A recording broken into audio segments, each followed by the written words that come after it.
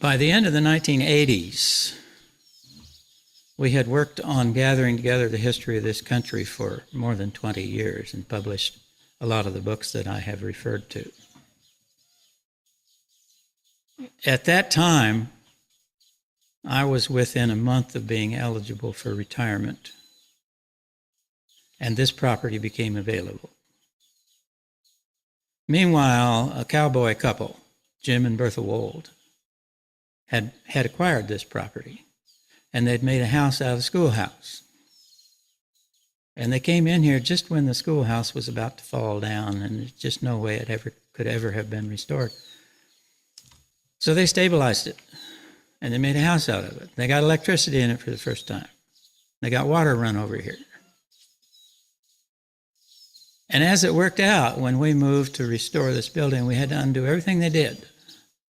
But they saved the building and gave us the opportunity to do that. So in August of 1989, I was contacted by them with the information that for health reasons, they had to leave. And they gave me the right of first refusal. So Joanne and I bought the 115-acre property with escrow closing on Valentine's Day, 1990. And that began the work of the Mojave Desert Heritage and Cultural Association, which didn't quite exist then, in early 1990. Then in 1993, we incorporated and formed the MTHCA.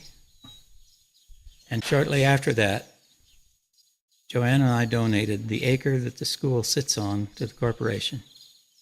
The corporation began to raise money, and we did an extensive oral history program with former students.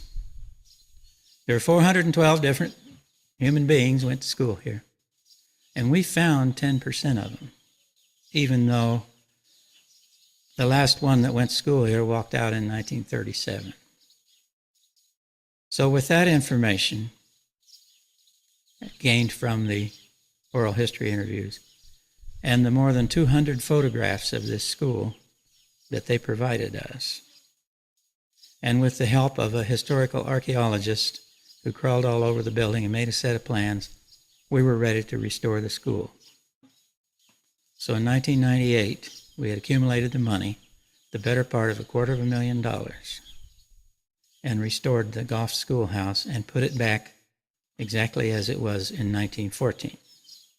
Except it has electricity in it, it's got an air conditioner on the roof, and a furnace. And modern materials and methods were used. We tunneled underneath it. There's 20 yards of concrete under this building that didn't used to be there. It's here to stay.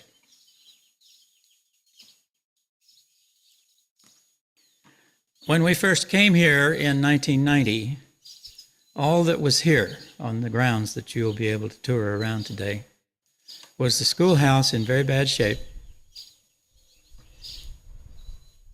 and a little shed out at the edge of the schoolyard and a lot of trash.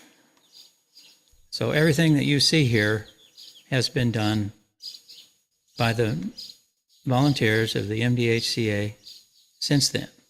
This place, as you see it today, would not have happened if it wasn't for all the help we've had from volunteers. Literally hundreds, maybe thousands of different people, like you, have come out here and helped out. There are people trained in library and archive science that come out and help us with the collections. There are people that understand plumbing and electricity. There are people that come out and help us with weeds when we have a wet winter. There are people that have come out and help us build the structures that you see here. There are others that have helped us with money. Like that $250,000 had to come from somewhere. There was no grant associated with that. We raised that $250,000 from scratch. Our most recent accomplishment is the two-story replica of the Goffs Railway Depot that you'll see up the Boulevard of Dreams. We started construction of that building in December of 2007. It was completed in the summer of 2008. And it basically cost $1 million, and I'll tell you where it came from.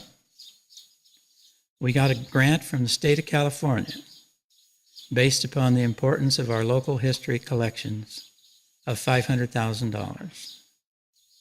Then to match it, we raised $250,000, and we provided $250,000 of in-kind labor and materials. It is an exact replica of the railway depot that sat down here on the railroad in Goffs from 1902 to 1956.